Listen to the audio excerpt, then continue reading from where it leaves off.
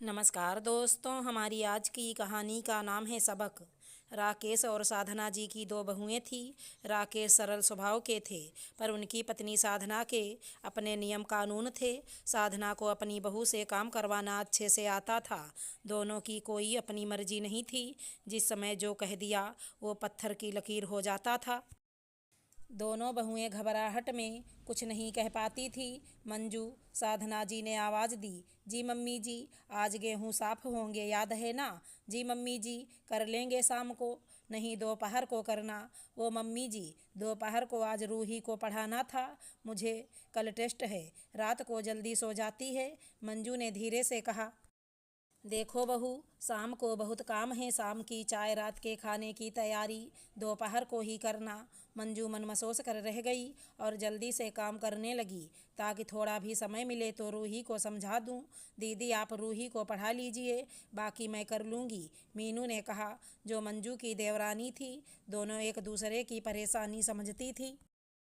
नहीं, मिलकर करेंगे तो जल्दी हो जाएगा, मंजू कहते हुए तेजी से काम करने लगी। छोटे बेटे ने अगले दिन मीनू से पूछा, पिक्चर चलोगी? मम्मी से पूछ लेना, मीनू ने खुशी से उछलते हुए कहा। मम्मी, मीनू को बाजार से कुछ काम था तो सोचा वो भी कर लेंगे, पिक्चर भी देख आएंगे। छोटे बेटे सोहन ने पूछा, ऐसा क्या काम है, क्यों मीनू? कड़कती आवाज़ में साधना ने पूछा, जी पार्लर जाना था।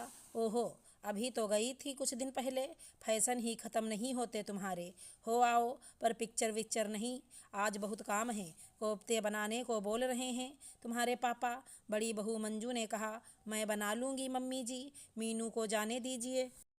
तुम चुप रहो, आज नहीं तो नहीं, शाम को पड़ोस के गर्गजी आ सकते हैं। छोटा बेटा भी माँ के सामने नहीं बोल पाया। मीनू उदास हो गई, जानती थी दोनों बेटों की आवाज़ नहीं निकलती माँ पिता के सामने। अगले दिन गांव से सास रहने आ गई। अब तो साधना जी के सिर पर पल्लू आ गया। सासू जी के पैर दबाती, तेल लगाकर, कभी सिर की मालिश करती। सासू जी की एक दमदार आवाज़ में साधना जी वहीं होती और मंजू और मीनू मुंह में पल्लू दबाए खूब हंसती। देखो जीजी, अब आया ऊँट पहाड़ के नीचे, हमें बहुत परेशान करती थी, अब कैसी हमारी तरह कठपुतली बन गई हमारी सासू माँ। उधर साधना अपनी बहुओं से बुराई करती अपनी सास की। न जाने क्या हो गया अम्मा जी को, गांव से आके पहले तो कभी इतना रौब नहीं दिखाती थी, सरल स्वभाव की थी। जब मैं जाती थी एक हफ्ते रहने, पता नहीं चला, कभी गुस्सा आता है। इस बार देखो फिरकी की तरह मुझे नचा रही हैं, न जाने कब जाएंगी। और राकेश जी से सारी रात बुराई करती साधना।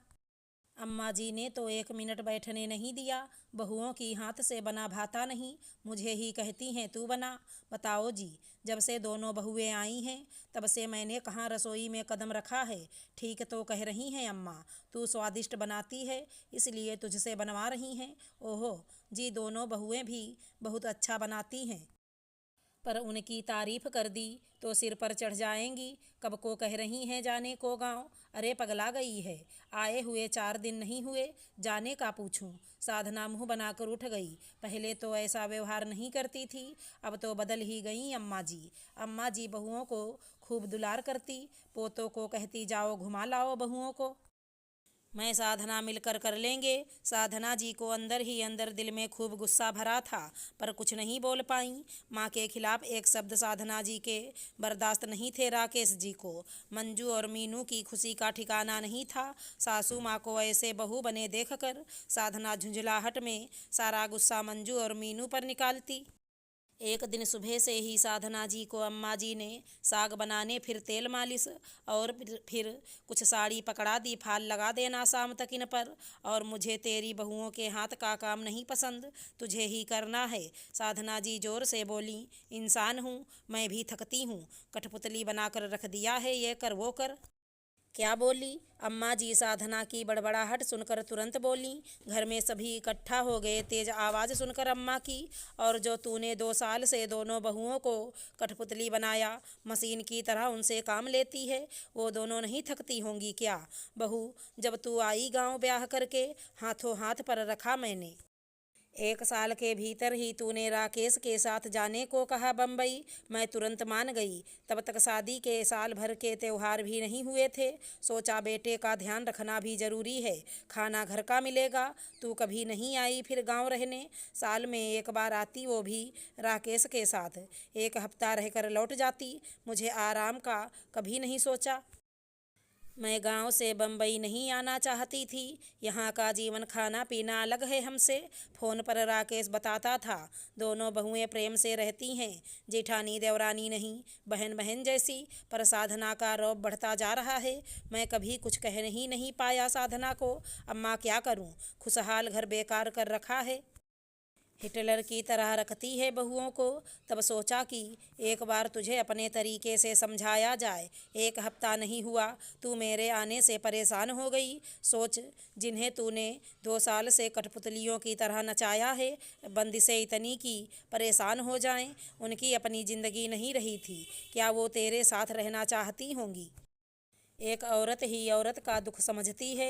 तू मास्टरनी बन गई इनको बंदिशें देकर। साधना बहू बेटे पति के सामने ये सब सुनकर नज़रें झुकाए खड़ी रही। फिर आगे बढ़कर अम्मा के पैर में बैठ गई। अम्मा जी माफ़ कर दो मुझे। मैंने बहुओं को बेटियां बनाने के बजाय बहू समझा, कठपुतलियां बना दिया। एक तरह से आज मेरी आंखें खोल दी आपने। आज से दोनों मेरी बेटियां बनकर रहेंगी। मंजू मीनू, तुम दोनों से मैं नज़रें नहीं मिला पा रही। अपने किए पर शर्मिंदा हूँ, मुझे माफ़ कर दो। दोनों बहुओं के आंखों में आंसू छलक आए और आकर साधना के गले लग गईं। चलो भाई, अब सब ठीक हो गया। अब साधना के हाथ से बनी चाय पियोगी अम्मा? बहुओं की तुम्हें भाती नहीं, राकेश बोले। अम्मा मुस्कुराईं। अरे, ये तो इस सास को सबक के लिए करना पड़ा।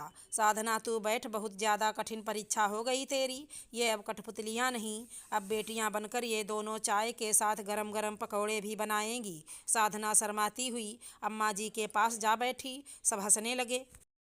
मंजू मीनू मुस्कुराती हुई अम्मा जी के पास आकर गले लग गईं। आज अम्मा जी ने उन दोनों के ऊपर से बंदिशों की बेड़ियां हटा दी थी। अगर हमारी कहानी पसंद आई हो तो चैनल को लाइक शेयर सब्सक्राइब करें। राधे राधे दोस्तों।